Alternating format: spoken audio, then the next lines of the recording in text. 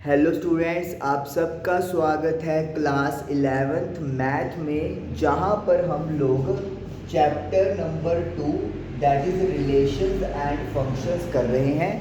Previous session में हम लोगों ने एक्सरसाइज 2.3 फिनिश की थी और इसके बाद है एक मिसलेनियस एक्सरसाइज। लेकिन इस बीच में कुछ ग्राफ्स हैं हमारे पास इस चैप्टर में जिनको रीड करना, उनको समझना बहुत ज़रूरी है। तो आज का सेशन हमारा इसी के नाम रहेगा, सम फंक्शंस एंड देयर ग्राफ्स। तो आइए शुरू करते हैं। आज का सेशन स्मॉल सेशन ही रहने वाला है क्योंकि हमारे पास टोटल 7 to 8 ग्राफ्स हैं, बहुत जल्दी हो जाएंगे। चलिए, तो पहला जो फंक्शन है वो है मेरे पास आइडेंटिटी फंक्शन। आइडेंटिटी फंक्शन, सबसे पहले तो आइडेंटिटी फंक्शन का मतलब क्या है कि अगर मेरे पास सपोज कर लो y है आउटपुट, जिसे मैं f ऑफ x लिख सकता हूँ, और वो इक्वल टू एक्स के है, जहाँ पर x और y रियल नंबर से बिलोंग करते हैं, तो फिर आप उसको आइडेंटिटी फंक्शन बोलते हैं। अब आप में से सिंपली अगर कोई कहेगा कि इसका तो मतलब ये है कि जो वैल्यू x की होगी वही वैल्यू y की होगी, that is called identity function. तो मैं कहूँगा बिल्कुल सही जवाब है आपका। अगर x और y दोनों की वैल्यूज सेम है तो उस फंक्शन को आइडेंटिटी फंक्शन कहा जाता है। अगर x की वैल्यू 0 है तो y भी 0 होगा, x की वैल्यू 1 है तो y भी 1 होगा, x की वैल्यू -5 है तो y भी -5 होगा। तो अगर हम लोग इसका ग्राफ प्लॉट करेंगे तो कैसे प्लॉटिंग होगी? 0 1 2 3 4 सो ऑन, और x डैश की तरफ माइनस के आप नंबर लिख लो, इधर आपका y हो जाएगा और इधर आपका y डैश हो जाएगा। तो जैसे मैंने बोला 0 पे 0, 1 पर 1, 2 पर 2, -1 -1 -2 -2, तो ये एक बिल्कुल सीधी लाइन हो जाएगी और this is the graph for identity function, जिस पर y और x दोनों आपस में इक्वल हैं। तो ये आइडेंटिटी फंक्शन हो गया और ये इसका ग्राफ प्लॉट हो गया। कोई भी पूछ ले आइडेंटिटी फंक्शन, तो आपने सिंपली बस ये कहना है जो वैल्यू x की होगी अगर वही वैल्यू y की है तो उसे आइडेंटिटी फंक्शन बोलेंगे। खत्म कहानी। अगला ग्राफ करते हैं अब अपना अगला फंक्शन। अच्छा, ये एरो ऐसे, इसका मतलब ये होता है कि ये ऊपर और ये इधर नीचे एक्सटेंड कर सकते हैं इनफाइनाइट तक। चलिए, उसके बाद करते हैं दूसरा फंक्शन। इसको इरेज कर दिया मैंने। सेकेंड फंक्शन जो है मेरे पास वो है कांस्टेंट फंक्शन। कांस्टेंट फंक्शन,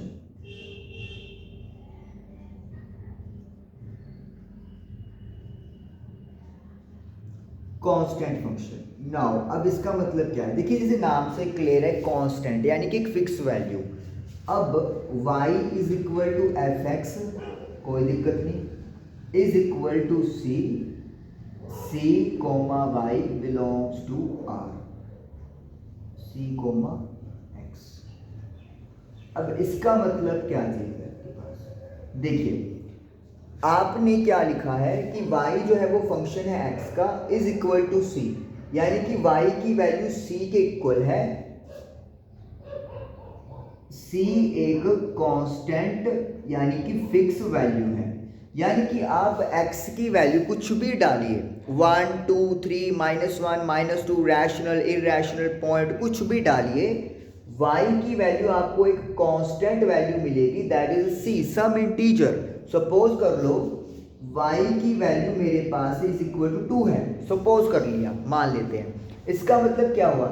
इसका मतलब ये हुआ कि यहाँ पर क्योंकि x है ही नहीं तो x मैटर ही नहीं करता, आप कुछ मर्जी ले ले वैल्यू, चाहे 0 ले, चाहे 0.1 ले, चाहे -1.1 ले, चाहे √2 ले ले, x की कुछ मर्जी वैल्यू ले लो, y जो है वो हमेशा 2 आएगा। इसी तरीके से सपोज कर लो एक और फंक्शन है y इज इक्वल टू -5, ये भी कांस्टेंट फंक्शन है क्योंकि y की वैल्यू फिक्स हो गई है -5। x की वैल्यू से कोई फर्क नहीं पड़ने वाला हम लोगों को, तो इन फंक्शंस को वी कॉल कांस्टेंट फंक्शन। और इसका जो ग्राफ है वो कैसे बना सकते हैं अब उसकी बात करते हैं। ये x हो गया, ये x डैश, ये y और ये y डैश।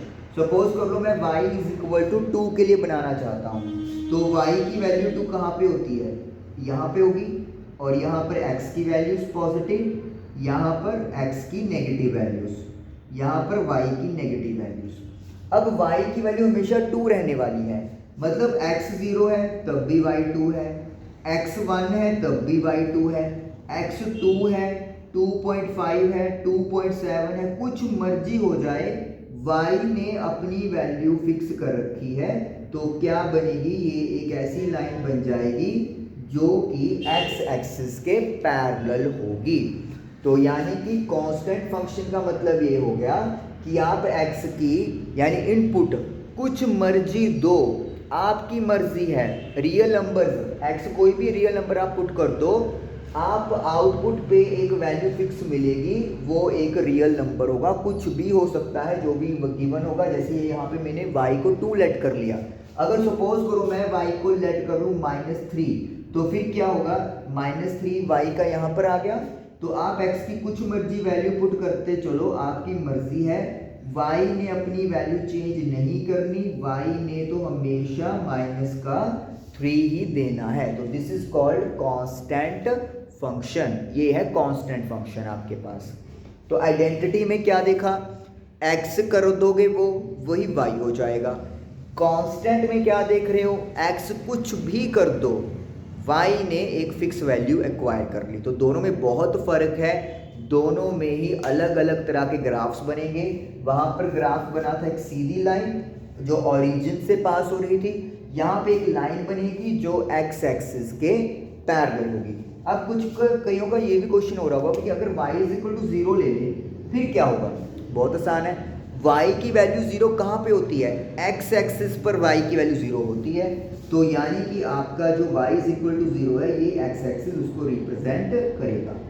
यहाँ पे देखो जब आप लाइन ऐसे ड्रॉ करोगे तो x की वैल्यू चेंज होती जा रही है, नेगेटिव, 0, पॉजिटिव, पॉइंट, रूट सब आ जाएंगे, और y की वैल्यू इस लाइन पे हमेशा क्या होती है, 0 होती है। तो y इज इक्वल टू 0 हो गया, दिस इज कॉल्ड कांस्टेंट। वैसे भी कांस्टेंट का मतलब क्या होता है, फिक्स होता है, तो ये y की वैल्यू फिक्स हो गई।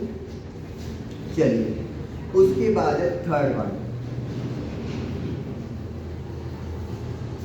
वन है हमारे पास पॉलिनोमियल फंक्शन।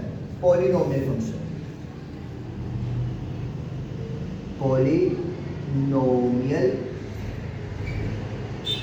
फंक्शन। अब पॉलिनोमियल फंक्शन पहले तो क्या होता है ये हमें जानना है। अगर मेरे पास कोई भी इक्वेशन दी हुई है, f(x) is equal to suppose कर लो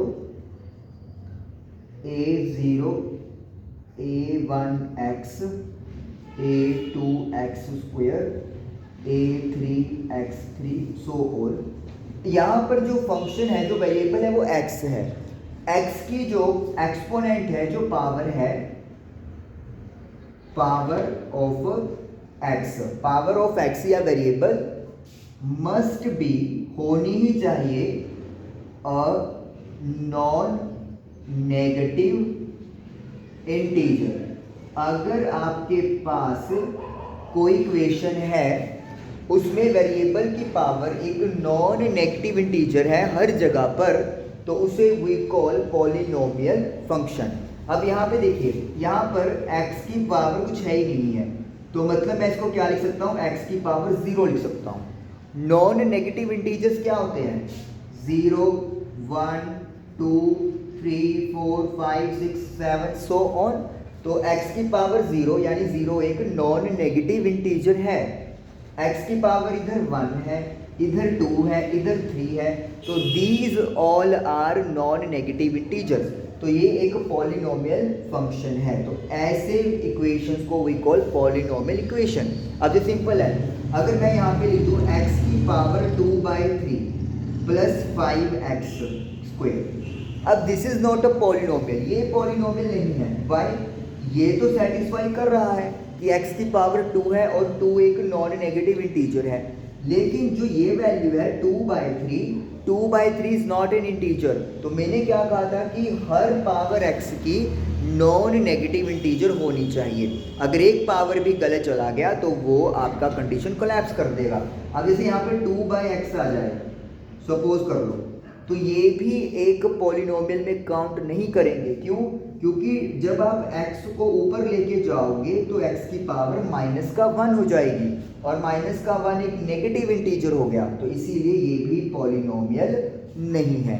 तो बड़ा ही ध्यान रखना है आपने कि अगर नॉन नेगेटिव इंटीजर है वेरिएबल का पूरी इक्वेशन में हर जगह पर, देन वो एक पॉलिनोमियल होता है, अदरवाइज वो पॉलिनोमियल नहीं है। ओके, तो अब जैसे इक्वेशन है तो इक्वेशन तो अलग अलग हो सकती है, कई बार स्क्वायर भी आ जाएगा, कई बार क्यूब भी आ जाएगा, हो सकता है दो टर्म्स का प्लस या माइनस हो जाए।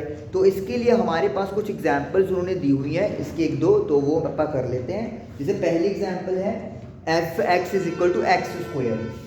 पॉलिनोमियल का ही एक इन्होंने दो एग्जांपल दी हुई है बेसिकली, तो हम लोग वो दोनों एग्जांपल्स करेंगे। f(x) y जो है वो f(x) के इक्वल है और जो फंक्शन है वो है x²। x की वैल्यू पुट करोगे कुछ भी तो y आ जाएगा, और x और y दोनों ही क्या है, रियल नंबर से बिलोंग करते हैं। जैसे अगर मैं आपको सिंपल पूछूं, ये एक क्वाड्रेटिक इक्वेशन बन रही है, x² है, और आपने 10th क्लास में पढ़ा था कि जब मेरे पास क्वाड्रेटिक इक्वेशन होती है तो उसका ग्राफ में वो बनता है पैराबोला। आपको याद होगा, आप ऐसे बना रहे थे, लाइक दैट, ऐसे, या फिर ऐसे भी बना सकते हैं हम लोग, ठीक है ना। मतलब पैराबोला 4 टाइप से बन सकता है, इस तरफ भी खिंच सकता है और इस तरफ भी, ठीक है। तो ये मतलब 4 टाइप के पैराबोलास पॉसिबल होते हैं। तो इसके लिए कौन सा पैराबोला बनेगा वो अपन डिस्कस करते हैं। इसको मैं रेज कर देता हूँ। देखिए, सबसे पहले तो x की वैल्यू आप एक दो वैल्यू से आइडिया लगा सकते हो। आप x की वैल्यू 1 पुट कर दो तो 1 का स्क्वायर 1 होता है।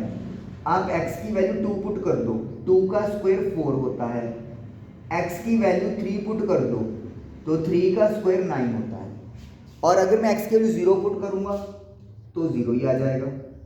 अब मैं एक आधी वैल्यू नेगेटिव भी ले लेता हूँ। जब मैंने -1 पुट किया, यू कैन क्लियरली सी -1 का स्क्वायर भी +1 होता है।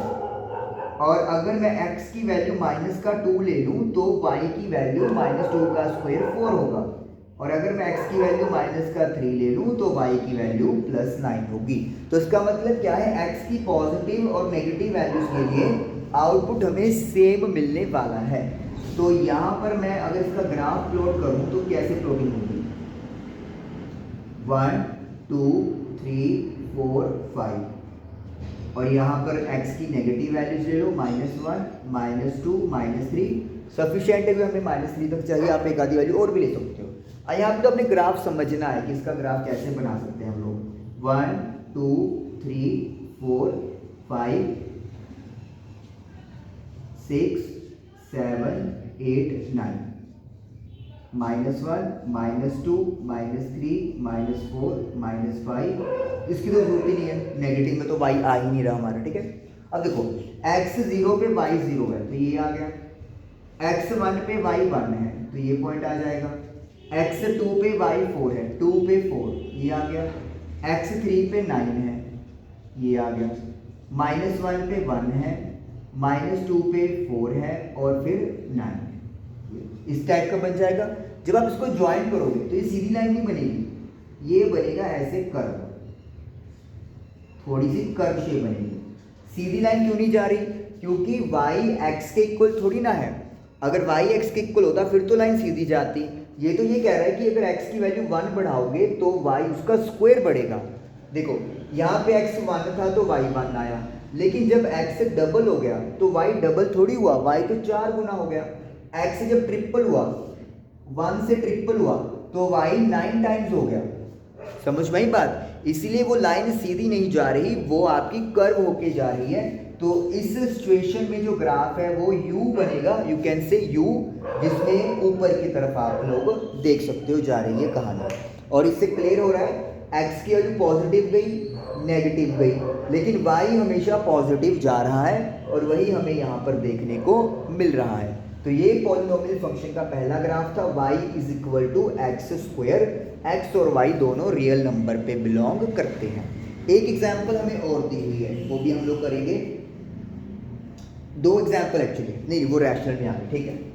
चलिए दूसरी एग्जाम्पल करते हैं। अब आप इसको अगर प्रॉपर स्केलिंग के साथ प्लॉट करोगे, एक दो वैल्यूज और बीच में ले लो पॉइंट वाली, तो बिल्कुल सही आपको कर्व मिल जाएगी। ओके, नेक्स्ट वन है मेरे पास f x is equal to x cube. अब स्क्वायर की जगह पर क्यूब आ गया।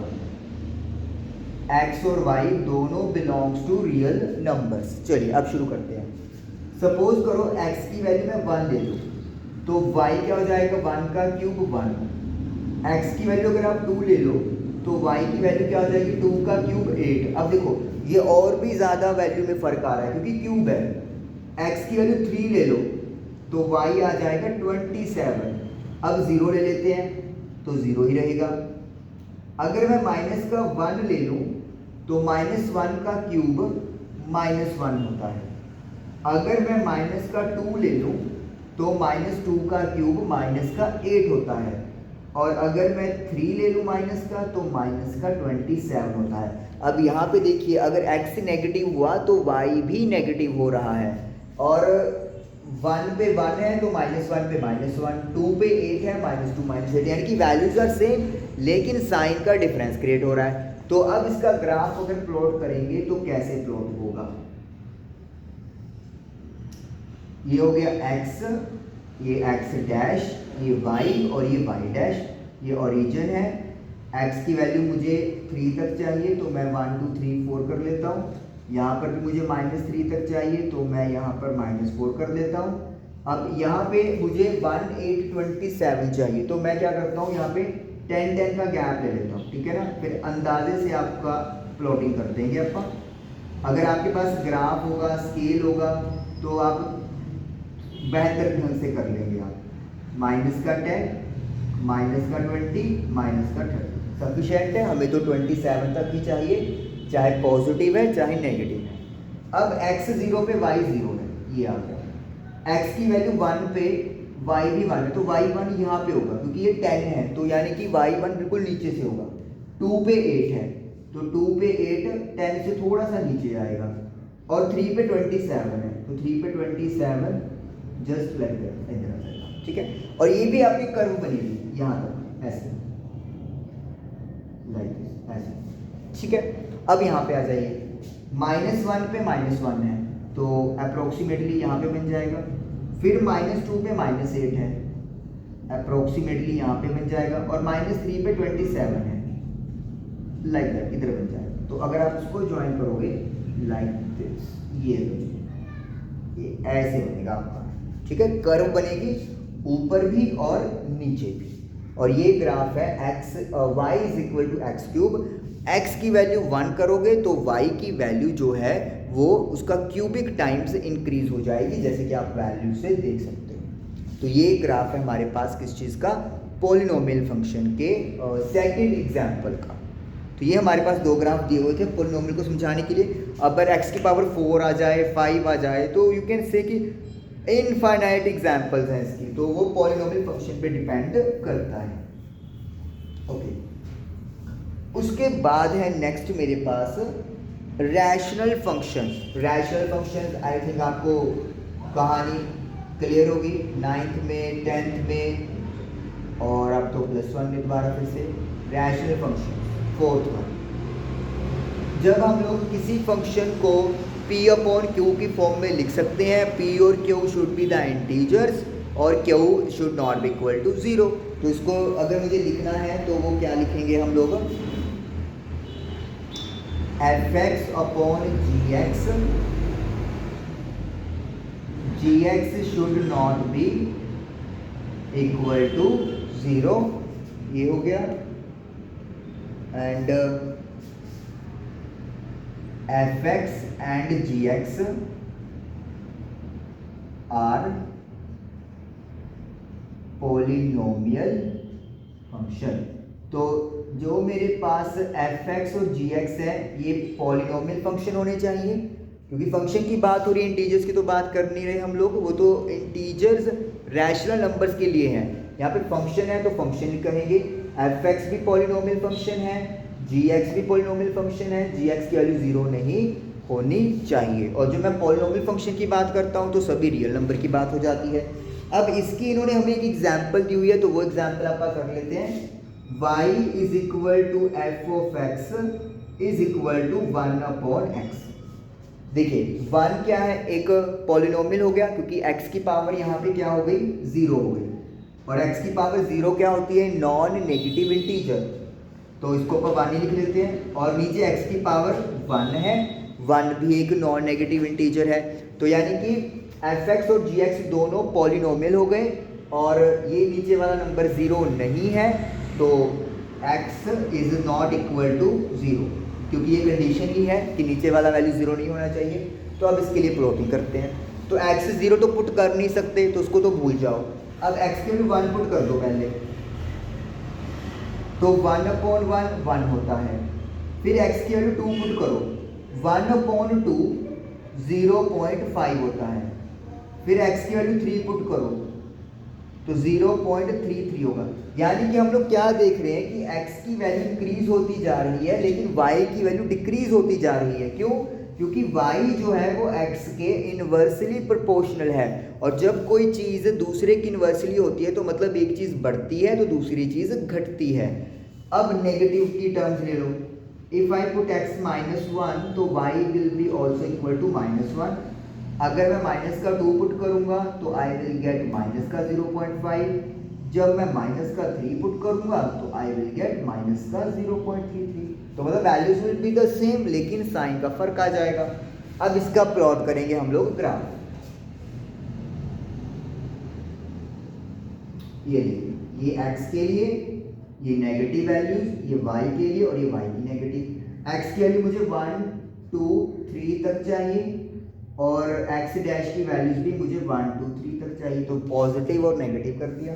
y की वैल्यू देखिए मुझे 0.3 से लेकर 1 तक की रिक्वायरमेंट है, तो मैं यहाँ पे क्या करता हूँ, यहाँ पर मैं 0.1 0.2 0.3 0.4 0.5 ऐसे करते हैं। 0.22 का बना लेते हैं, 0.2 0.4 0.6 0.8 एंड 1, ये सही है। इसी तरीके से यहाँ पर भी नेगेटिव 0.2 माइनस का 0.4 0.6 0.8 एंड माइनस। लो ये मैंने वैल्यूज कर दिया, आप अपनी तरफ से भी ले सकते हो, आपकी अंडरस्टैंडिंग है। तो अब 1 पे 1 है, तो 1 पे तो 1 आ गया, ये आ गया, और -1 पे -1 है। लो जी ये हमने प्लॉट कर दिया। अब 2 पे 0.5 है, 2 पे 0.5 यानी कि 0.4 और 0.6 के बीच में आ जाएगी वैल्यू। 3 पे 0.3 है, तो 0.2 और 0.4 के बीच में थोड़ी सी ऊपर। तो जब आप इसको ज्वाइन करोगे तो you will get like this, इस तरीके से कर सकते हैं। ठीक है, मतलब क्या हो रहा है, y की वैल्यू जैसे से बढ़ाते जा रहे हो, सॉरी x की वैल्यू जैसे से बढ़ाते जा रहे हो, y डिक्रीज होता जा रहा है इनवर्सली है। इसी तरीके से यहाँ पे प्लॉटिंग करेंगे, -2 का -0.5 और 3 का 0.3, ये इधर से है, और इसका ग्राफ ऐसे ये देखो, ठीक है। तो यहाँ पे आप देखो दोनों तरफ x की वैल्यू बढ़ती, मतलब इसमें कम होती जा रही है, तो y और भी कम होता जा रहा है, ये चीज़ है।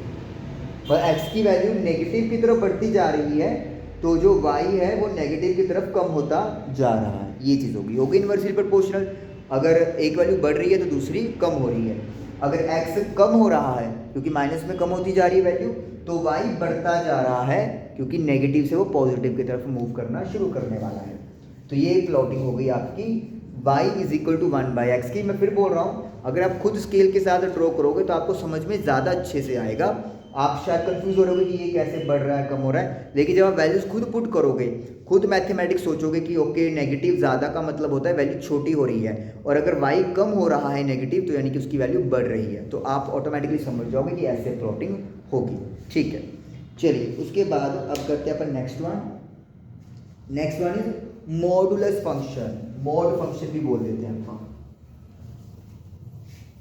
और ये फंक्शन बहुत इंपॉर्टेंट है, कंपटीशन में तो मोड वाले क्वेश्चन ही आते हैं।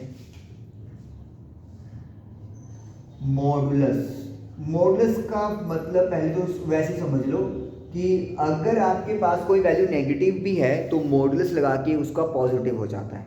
तो मॉडुलस वो चीज़ है जो नेगेटिव को भी पॉजिटिव कर देती है। सिंपल सी बात ये है, y is equal to f x is equal to mod x, जहाँ पर x और y both are real numbers. अब देखिए मॉडुलस, ये जो बार्स लगे हुए हैं दो वर्टिकल, दिस आर मॉडुलस, इसको मॉडुलस बोलते हैं। या फिर एक और चीज़, एक और टर्म था इसका नाम मॉडुलस था एब्सोल्यूट वैल्यू, एब्सोल्यूट वैल्यू भी बोल देते हैं अपन। क्या बोल देते हैं अपन?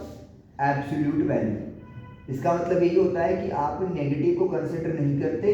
अगर मैं बोल रहा हूँ -5 तो मैं कहूँ एब्सोल्यूट वैल्यू बताओ, तो आप माइनस को ड्रॉप कर दोगे, यू विल से ओनली 5। ये चीज़ होती है। अब जब आप इसको ब्रेक करते हो मॉडुलस x को, तो ये दो हिस्सों में टूट जाता है। एक आता है x पॉजिटिव का और एक x आता है नेगेटिव का। कैसे आएगा?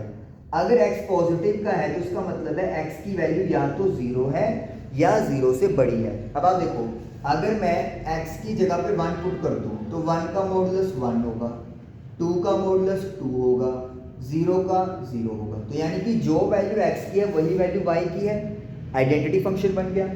लेकिन -x कब आएगा? अगर x की वैल्यू मेरे पास 0 से छोटी है। अब आपको कि ये क्या है मैं बताता हूँ। अगर मान लो मेरे पास मैंने माइनस का 1 पुट कर दिया तो what will I get? I will get 1। तो यानी कि y जो है वो माइनस ऑफ x के इक्वल है। अब इधर लेते हैं अपन, x की जगह मैंने माइनस का 1 पुट किया तो y क्या है मेरा? Minus of x। एक माइनस ये हो गया और x की वैल्यू -1 तो होगी ना +1। ये कंडीशन होती है।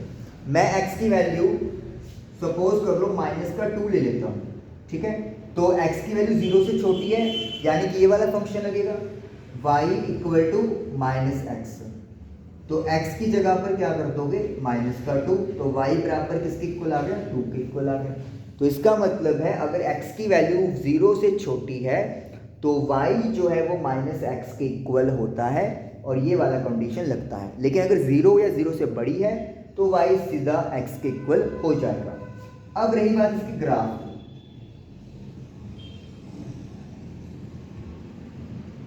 ग्राफ की 0 1 2 3 4 5 सपोज कर लेते हैं, और माइनस का 1 माइनस का 2 माइनस का 3 1 2 3 -1 -2 -3 -4। अब देखिए क्लियर है, y is equal to x का मतलब आइडेंटिटी फंक्शन है। जो वैल्यू x की वही वैल्यू y की। 0 पे 0, 1 पे 1, 2 पे 2, 3 पे 3, कोई कंफ्यूजन नहीं है। पहला ग्राफ दोबारा हमारे पास बन गया, ये आइडेंटिटी फंक्शन हो गया।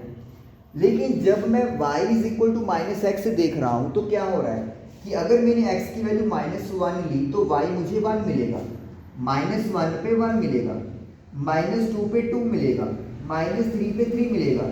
तो यानी कि y की वैल्यू तो पॉजिटिव ही रहेगी, लेकिन x जो है इनपुट वो नेगेटिव आ गया।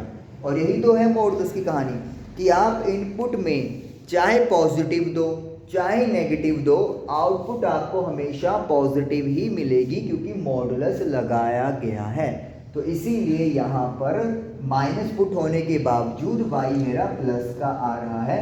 और अगर यहाँ पे नहीं समझ में आया तो फिर यहाँ से आप क्लियर कर लो कि जब x की वैल्यू 0 से छोटी है तो फिर मैं जब वैल्यू पुट करूँगा तो एक नेगेटिव यहाँ पे लगा हुआ है और एक नेगेटिव x की वैल्यू का है। नेगेटिव इंटू नेगेटिव पॉजिटिव होता है। तो ये कहानी इस तरीके से आप लोगों की कंप्लीट होगी। तो this is all about modulus function. मैं पहले भी बोल रहा हूँ कि बहुत इंपॉर्टेंट है, इसको आप लोगों को बहुत आप सवाल देखोगे। अगर आप कॉम्पिटिटिव जेई की तैयारी करोगे तो आप देखोगे कि मॉडुलस वाले क्वेश्चन ही करवाए जाएंगे आप लोगों को। तो इसीलिए इसको अच्छे से समझना ज़रूरी है। ओके, उसके बाद नेक्स्ट है मेरे पास सिग्नम फंक्शन। सिक्स्थ है ये हमारे पास, सिक्स्थ, यस, सिक्स्थ है सिग्नम फंक्शन।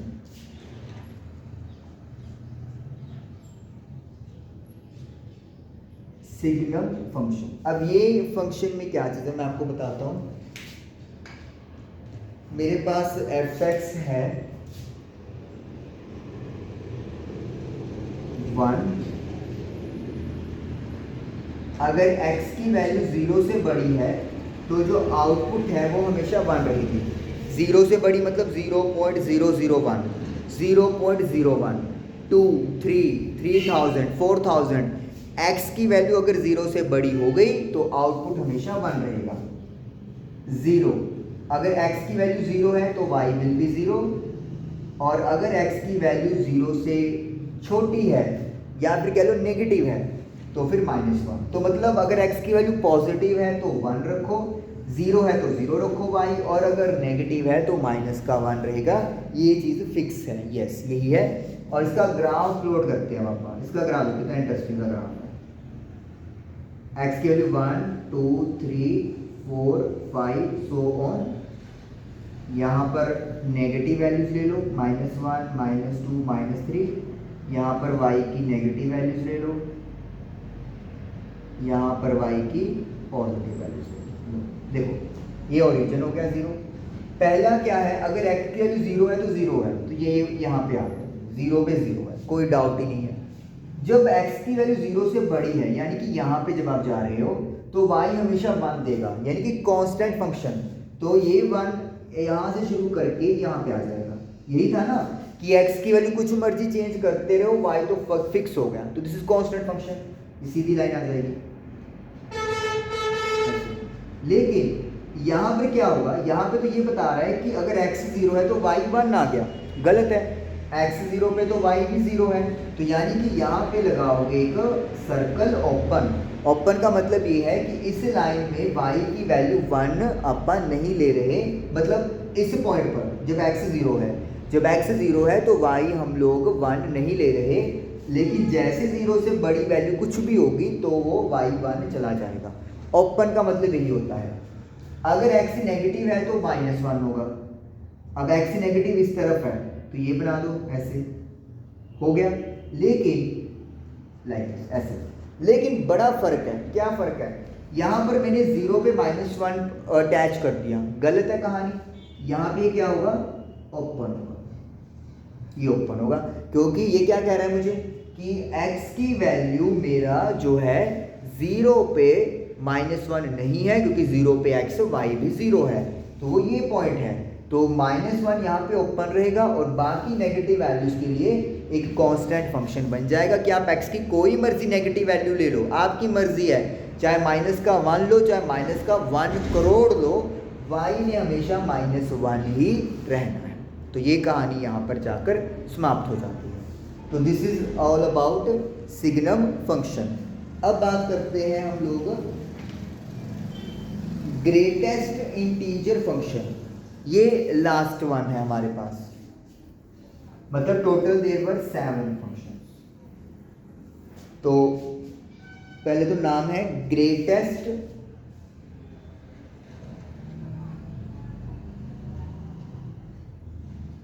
इंटीजर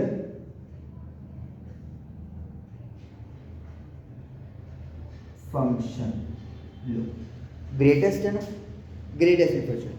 अब नाम देखिए ग्रेटेस्ट है, लेकिन वैल्यू ग्रेटेस्ट नहीं लेनी होती। क्या है इसका मतलब, देखिए f(x) y is equal to x, और ये जो मैंने ये लगाया है ना स्क्वायर ब्रैकेट, इसका मतलब ग्रेटेस्ट इंटीजर फंक्शन ही होता है x and y belong to r।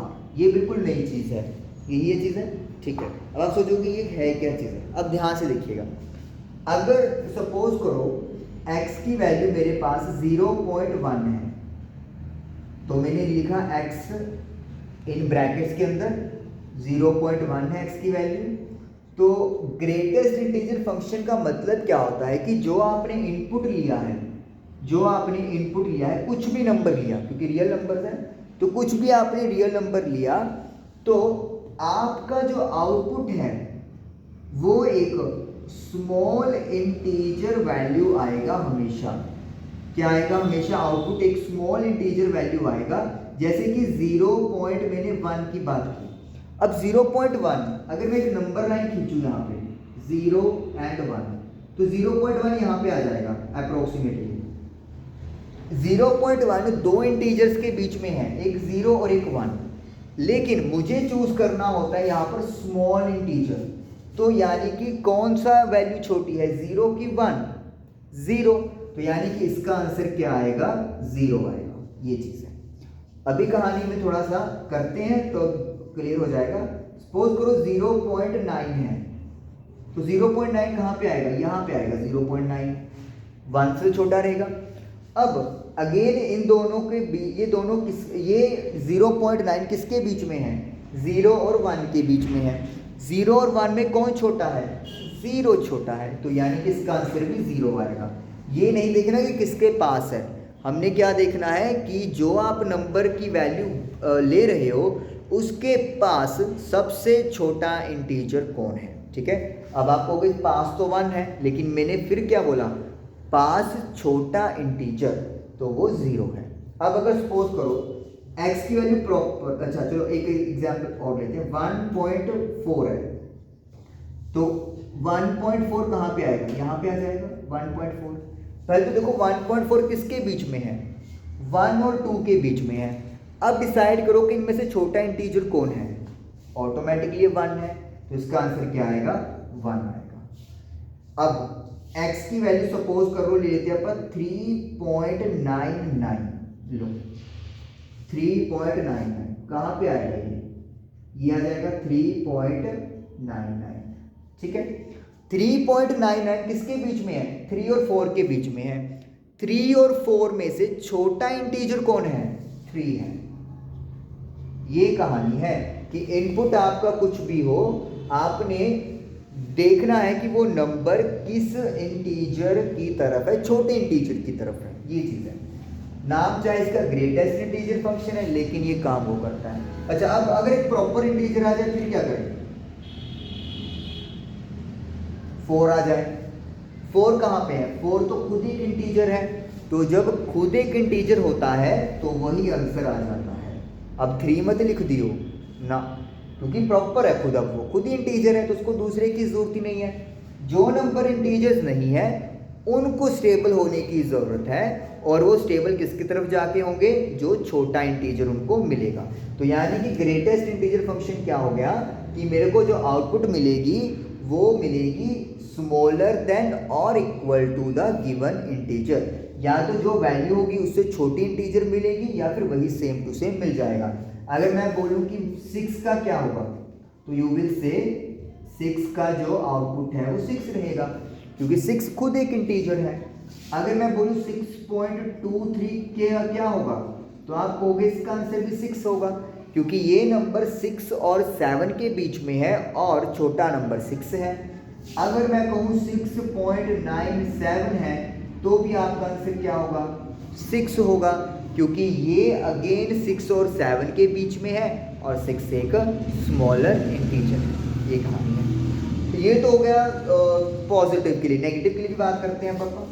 Suppose करो मेरे पास है माइनस का 1.7।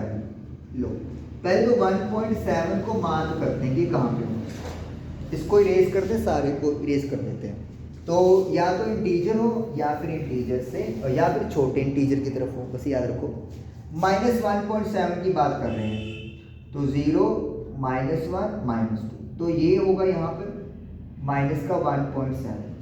अब ये किसके बीच में आ गया? ये आ गया -1 और -2 के बीच में।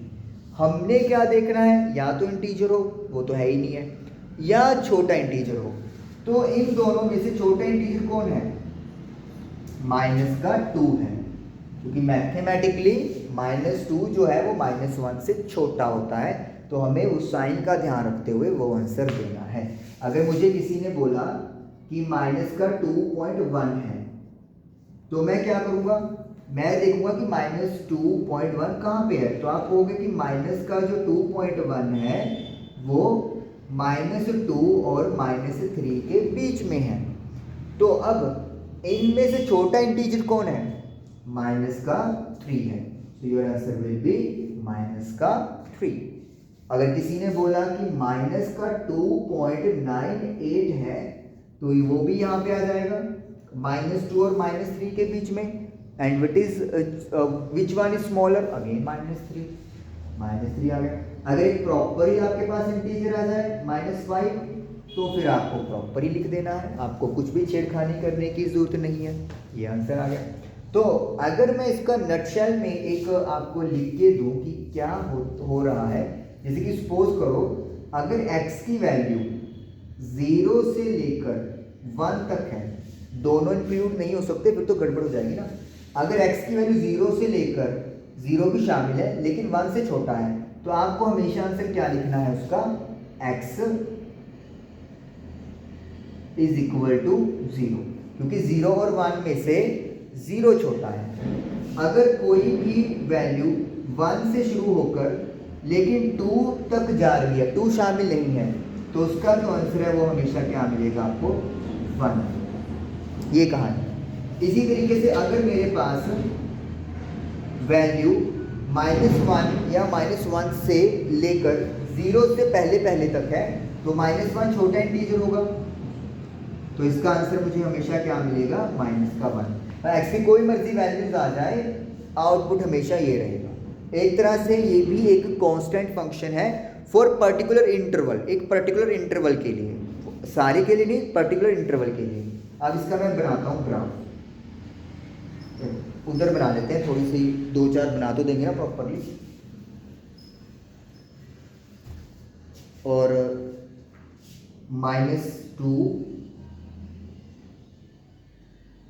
-1, तो इसका आंसर क्या आ जाएगा मेरे पास, -2। -2 छोटा इंटीजर है।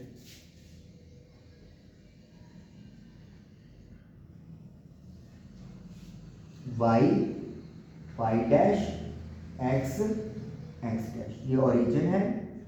x की वैल्यू 1 2 3 4 5 6, -1 -2 -3 -4 1 2 3 4, -1 -2 -3 -4 सपोज कर लेते हैं। अब देखिए अगर x की वैल्यू 0 से लेकर 1 तक है, 0 से लेकर 1 तक 1 शामिल नहीं है, तो आंसर आएगा 0, तो यानी कि ये 0, ठीक है।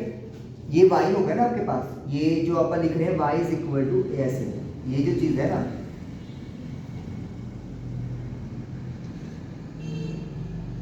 ये y के इक्वल है, y।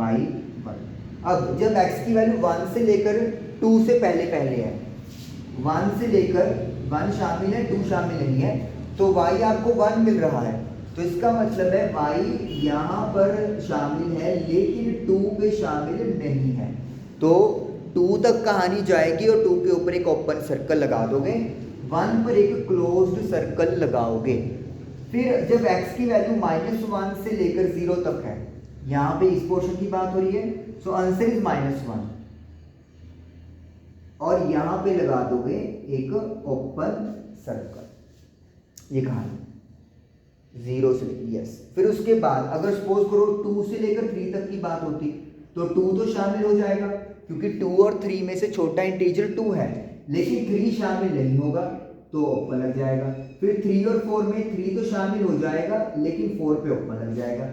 इसी तरीके से यहाँ पर अगर -1 और -2 के बीच वैल्यू है, तो -1 तो ओपन रहेगा और बाकी में -2 में इंक्लूड हो जाएगा, ठीक है। सिमिलरली यहाँ पर -2 से -3 में -2 पे तो क्या है, ओपन है, और बाकी पे -3 इंक्लूड हो जाएगा। ये चीज़ है, आउटपुट -3। क्लियर? तो ये इस तरीके से आपका चलता चलेगा कहानी में। आप इसको रीड करना सीखिए। देखिए इस लाइन का मतलब क्या है कि वैल्यू 1 से लेकर 2 तक जा रही है, 1 पे 1 है, 1.1 पे भी 1 है, सभी पे 1 है, लेकिन 2 पे 1 नहीं है, ओपन लग गया। 2 पे तो 2 है, और वो कंसेप्ट क्या है कि या तो सेम इंटीजर देखिए या फिर वैल्यू छोटी होनी चाहिए। जैसे कि सपोज कर लो मेरे पास ये इंटरवल है, ये वाला 1 से लेकर 2 तक है, तो x की वैल्यू मैं सपोज कर लो 1.48 ले लेता हूँ। तो 1.48 1 और 2 के बीच में है, तो छोटा इंटीजर कौन है, 1 है, तो 1.48 अप्रोक्सीमेटली यहाँ पे आ जाएगा। तो देखो वैल्यू आउटपुट पे 1 मिल रही है आपको, ऐसे बना लो आप, ठीक है ना। तो this is called greatest integer function. और ये हमारे सभी फंक्शन 7 डन हो गए। आई जस्ट होप कि आपको ये क्लियर हुए होंगे। इनकी प्रैक्टिस और रिवीजन ज़रूर कीजिएगा। Thank you for watching this video.